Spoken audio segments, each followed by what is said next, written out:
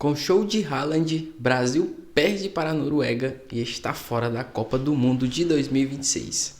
Vamos debater sobre isso depois da vinheta.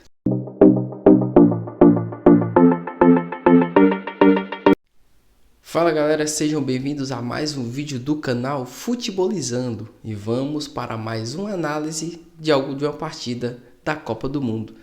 Antes, vamos fazer aquele nosso processo básico, né? De se inscrever no canal, deixar seu like, compartilhar o vídeo, divulgar o canal, ajudar o Futebolizando a crescer. Também siga o canal nas redes sociais. Bom, como eu já falei em outros vídeos, eu gosto sempre de fazer alguma análise de alguma partida dias depois da partida acontecer. Para você fazer uma análise mais fria, uma análise mais calma do que aconteceu. E nesse caso não podia ser diferente, não podemos deixar a emoção tomar conta para esconder algumas coisas que aconteceram durante o jogo. A eliminação do Brasil ontem, ela não aconteceu só ontem, só na partida de ontem. São as sucessões de coisas que aconteceram ao longo desse ciclo. Eu farei um vídeo no futuro explicando todos esses pontos. Hoje a gente vai fazer essa análise mais focado na partida em si.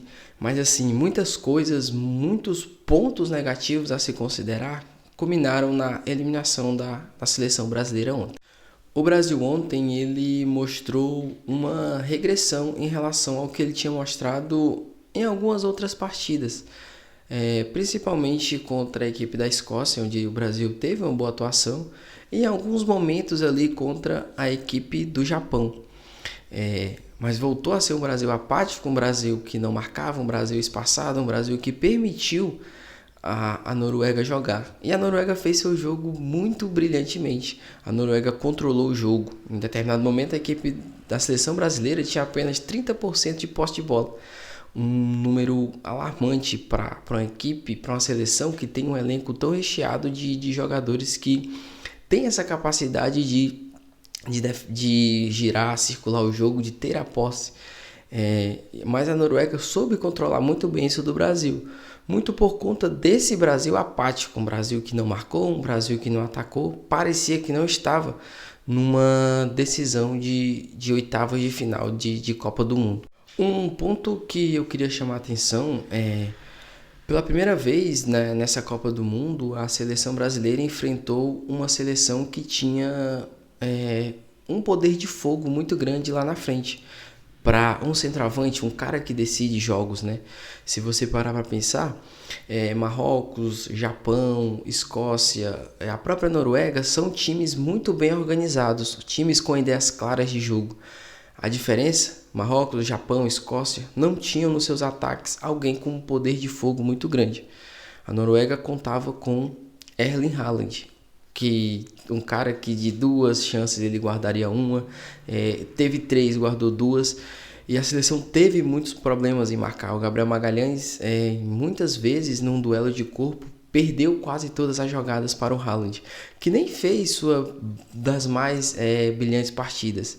Ele muitas vezes não conseguiu ser acionado, não era tão participativo no jogo, mas as poucas vezes que ele conseguiu tocar na bola, gerou muito perigo à meta da seleção brasileira.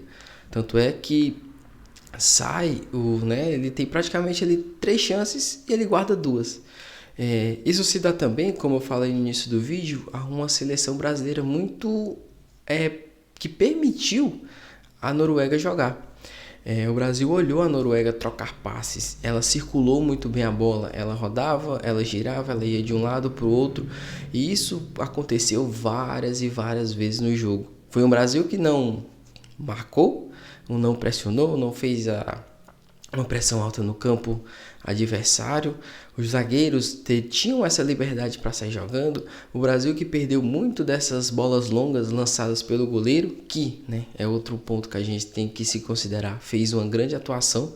Quando o Brasil, nas raras vezes que gerou o jogo, deu o azar de o goleiro Midtjylland estar numa noite inspirada. Mas voltando a falar sobre o Brasil em campo em si, foi um Brasil que mostrou regressão em relação a alguns outros jogos. marcação muito frouxa, uma marcação que não conseguia gerar preocupações à equipe da Noruega. Então a Noruega fez muito bem esse trabalho de girar a bola, de virar o jogo, né?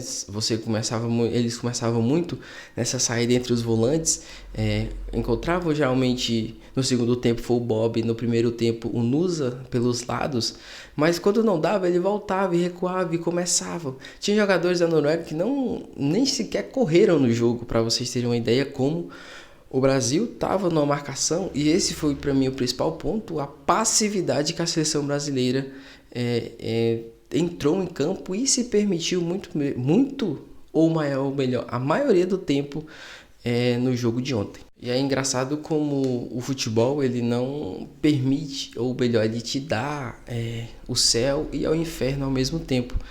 No jogo contra o Japão, eu mesmo falei que o Carlo Ancelotti tinha sido a grande estrela da seleção brasileira, porque foi o grande personagem daquela virada. E ontem, para mim, ele foi um dos grandes vilões, se é nessa ideia de caçar culpados que a gente sempre tem. Ele foi um dos grandes culpados. Ele viu que a Noruega estava com essa tranquilidade, essa liberdade para trocar, e não adiantou o time, não orientou a defender, não fez substituições que poderiam ajudar a colocar mais vigor, por exemplo, tendo em vista que um Casemiro mais uma vez fez uma péssima partida, ter colocado Danilo Santos mais cedo. Alguns jogadores ele limitou muito, por exemplo, um cara que eu não citei nos outros vídeos, mas que fez boas partidas contra a Escócia e Japão, que foi o Ryan. Ele colocou mais o Ryan para ser um auxiliar de lateral, muito mais na defensiva do que nas suas características de ataque. Isso prejudicou muito o futebol do Ryan. E nas mudanças, Neymar totalmente sem condições de jogo. Ele coloca também o Ederson, que não tinha feito nenhuma partida ainda, e a gente sabe que o Ederson é um nome questionável na seleção. Também não entrou bem, falha no gol também na hora de marcação, deixou o Haaland também, poderia ter feito ali aquela marcação no Haaland e não fez. Então o Ancelotti para mim ontem foi muito abaixo do que é o Ancelotti, e também foi um dos principais responsáveis por essa eliminação. Claro que sem contar também com a escalação do Martinelli, né? Ele arriscou colocar o Martinelli porque tinha dado certo contra o Japão, mas ali era um contexto totalmente diferente do que se você sair jogando. Martinelli também não foi bem, e tudo isso, todos esses erros do treinador ajudou a levar a seleção para o buraco. Falando individualmente, alguns atletas mais uma vez muito abaixo, e aí a gente tem que citar o Casemiro mais uma vez, que não fez uma boa partida de novo. Danilo também muito ruim na partida. O Vinícius Júnior, que em tese seria o cara para assumir o protagonismo, para buscar jogo, para gerar, tentou muitas jogadas desnecessárias ao longo da partida.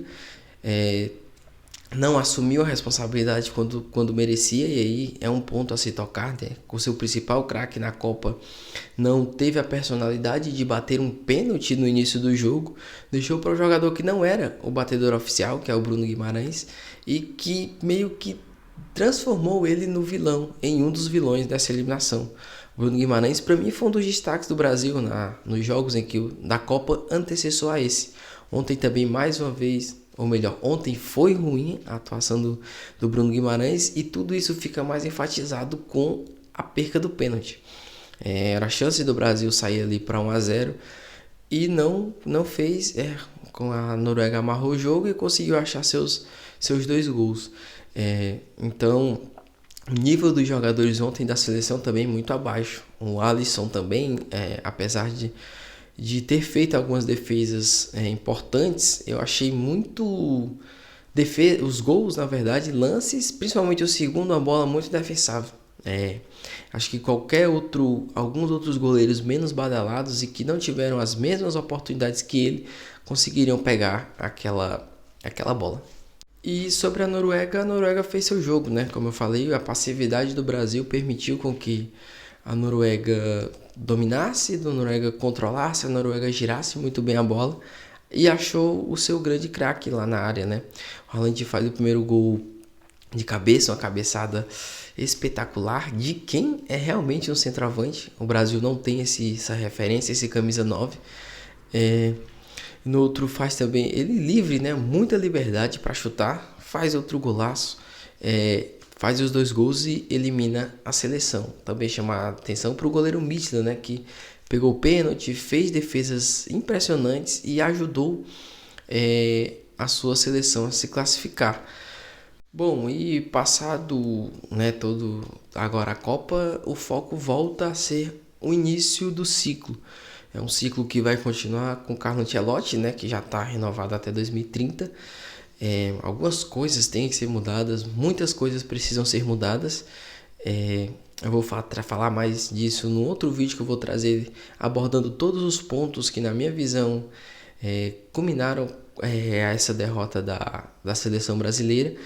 Mas agora vamos ver como a seleção vai se erguer. Lembrando que o Neymar anunciou que não joga mais pela seleção, então interrompe-se um fim de ciclo do seu maior artilheiro, né, com essa derrota para a Noruega. Agora é juntar os cacos e ver o futuro. O que vai ser é totalmente nebuloso, mas vamos aguardar. Bom, galera, esse foi o vídeo do Futebolzão de hoje, uma análise mais simples, né? Como eu disse, eu vou trazer um vídeo detalhado sobre os pontos que levaram o Brasil a essa eliminação. Esse vídeo aqui foi mais sobre o jogo em si, sobre um jogo até mais fácil para a equipe da Noruega, que controlou, que dominou, que girou, que teve mais vontade de vencer. No mais, deixe seu like, se inscreva no canal, compartilhe o vídeo, divulgue o canal, siga o Futebolizando nas redes sociais, ajude a gente a crescer esse projeto que está indo muito bem. Mais uma vez, obrigado pelas mais de 500 visualizações. E é isso, até a próxima e fui!